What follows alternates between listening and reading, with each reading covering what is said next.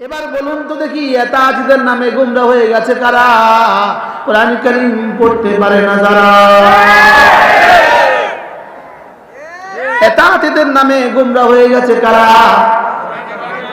কোরআন পড়তে পারে না যারা। এবার আর কারা? কোরআন সহি তরিকায় উস্তাদদের কাছ থেকে শিখে নাই যারা। সুবহানাল্লাহ বলে না? মিলছে নি হুজুর? হ্যাঁ হুজুর মিলছে? তামাং তাবিআ হুদায়া।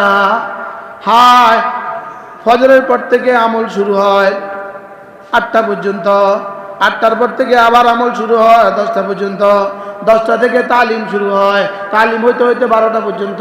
এবার 12টার সময় যখন গোসলের সময় হয় তখন একটুখানি দেয়, বলো 4টা সূরা মস্ক করো, মস্ক করো।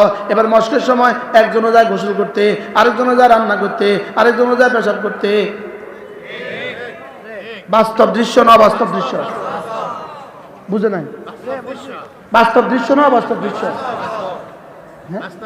সবচেয়ে কম ইহতেমাম, সবচেয়ে কম ইহতেমাম তেলাওয়াতে কোরআনের ইহতেমাম। জি আস্তে কর। কিসের ইহতেমাম বলেন? 40 বছর যদি একটা না চিল্লা লাগায়, এই মানুষ কোরআনে কারীমে শুদ্ধ করার চেষ্টা করে না। জোরে বলেন, বাস্তব না বাস্তব বলেন? এরাই শেষ পর্যন্ত এতাতি হয়ে গেছে। কেন? হেদায়েতের গাইডলাইন নাই। হেদায়েতের কি নাই বলেন? হেদায়েতের মূল কিতাব নাই। হেদায়েতের কি নাই? হেদায়েতের মূল কিতাব নাই। আর এদের গুরু ঠাকুর, এদের গুরু ঠাকুর তার একটাই আওয়াজ, না হেদায়েত শুধু দাওয়াত দিয়ে আসবে, হেদায়েত শুধুই দাওয়াত দিয়ে আসবে। এটা হলো তার একমাত্র আওয়াজ, হেদায়েত শুধুই দাওয়াত দিয়ে আসবে। আর রব বলেন দালিকাল কিতাব লা রাইবা ফীহি হুদাল লিল মুত্তাকিন। রব কি বলছে? লা রাইবা ফীহি। রব বলেছেন কোরআন হেদায়েত, কোরআন ছাড়া হেদায়েত নাই। রব বলেছেন কোরআন ছাড়া হেদায়েত নাই। এই জালেম বলে দাওয়াত ছাড়া হেদায়েত নাই। কি বলছি? রব বলে কোরআন ছাড়া হেদায়েত নাই। বুঝে নেন, বুঝে নেন, বলেন কোরআন ছাড়া হেদায়েত নাই। ইন্না হাদাল কুরআন ইয়াহদি লিল্লাতী হিয়া আকওয়াম। সুবহানাল্লাহ। ইন্না হাদাল কুরআন ইয়াহদি লিল্লাতী হিয়া আকওয়াম।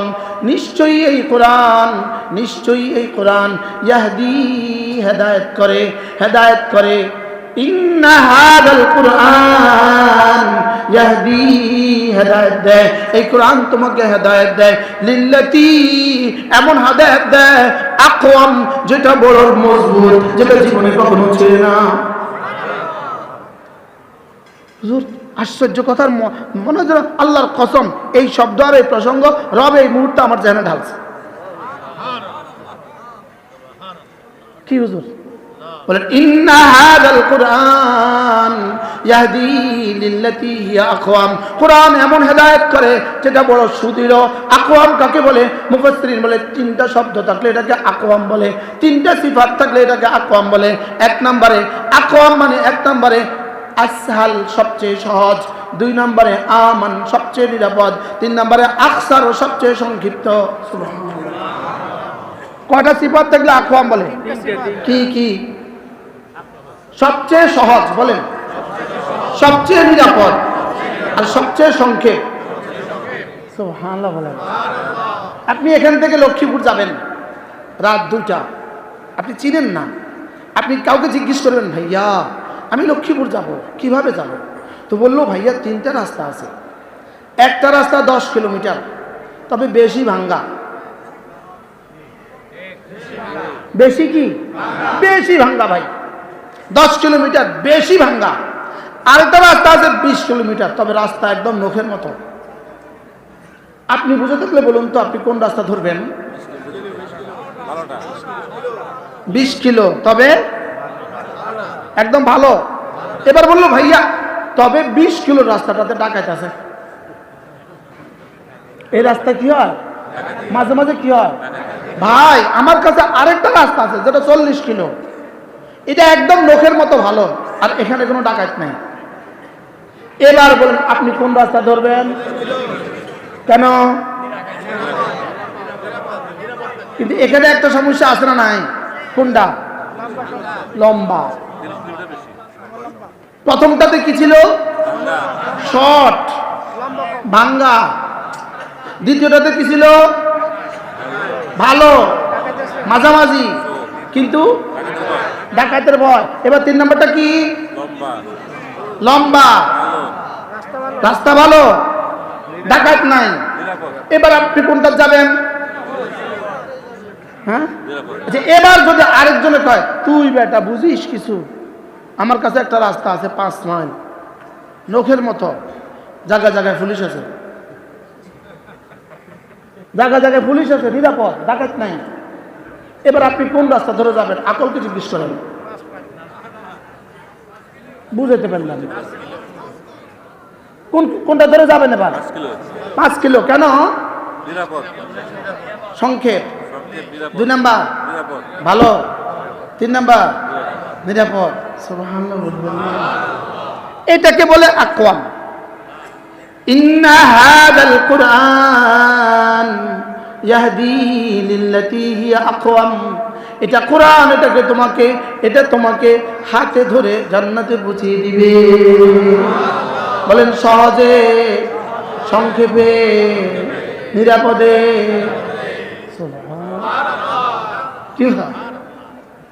ইন্না হাযাল কুরআন ইয়াহদি লিল্লাতী হিয়া আকওয়াম ওয়া ইউবাশশিরুল মুমিনিনা আল্লাযীনা ইয়া'মালুনাস সালিহাত আন্না লাহুম আজরান কাবীরা। রব্বুল আলামিন বলেন এটা কোরআন, এটা তোমাকে জান্নাতের রাস্তা দেখাবে, এটা তোমাকে হেদায়েত দিবে।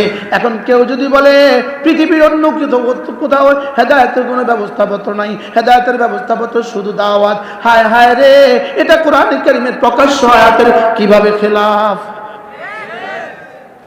বুঝাতে পারছি? হ্যাঁ, বলতে হবে ভাই দাওয়াতও একটা মাধ্যম। মানে একটু আগে অনেক সুন্দর করে আপনাদেরকে বুঝিয়েছেন। দাওয়াত ও বলেন দাওয়াত ও মাধ্যম না, দাওয়াতেই মাধ্যম। হ্যাঁ, দাওয়াত ও না, দাওয়াত এই। 40 বছরের মানুষটা যে জীবনে কখনো দিন শিখে নাই, তাকে তুমি আগে তো মসজিদে আনবা, তাকে কেমনি মসজিদে আনবা, তাকে বলে কয়ে মসজিদে আনবা, এটার নাম দাওয়াত। আর 6 বছরের বাচ্চাটা জন্মের পরে 6 বছর হয়ে গেছে, এটাকে তুমি মাদ্রাসা দিয়ে দিলা, এটা কোরআনে কারীম পড়লো, এই পড়াই তার জন্য হেদায়েত। আরে সুবহানাল্লাহ বলেন না? এবার কোন হেদায়েতটা কেমন? ওই হেদায়েতে মাঝে মাঝে ফজর নামাজ পড়ে না, আর এই হেদায়েতে জীবনে কখনো ফজর নামাজ ছুটে না। কি বলছি বলেন?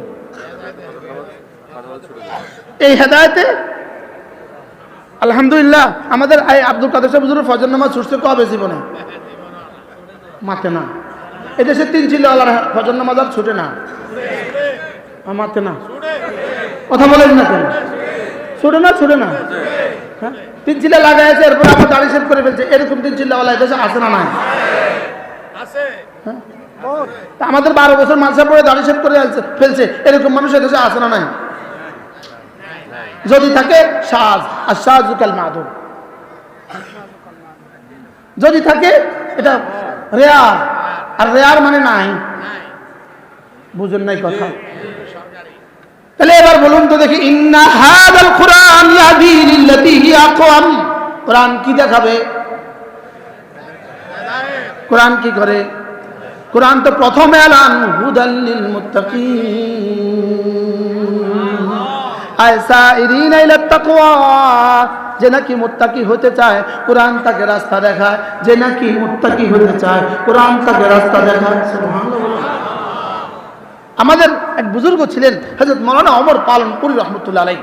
1988 সালে নোয়াখালী জেলা মার্কাজে হযরত বয়ান করছিলেন। 1988 সালে হুজুর হয়তো থাকতেও পারেন সেখানে, আমাদের আব্দুল কাদের সাহেব হয়তো সেখানে থাকতেও পারেন। 1988 সালে কোথায় বয়ান করছিল হযরত মাওলানা ওমর পালনপুরি রহমতুল্লাহ? ওখানে এক আজীব কথা বলছেন, হেদায়েত এত সহজ নয়, হেদায়েত এত সহজ নয়, না চাইতেও পেয়ে যায়, এত কঠিনও না, চাইলেও পায় না।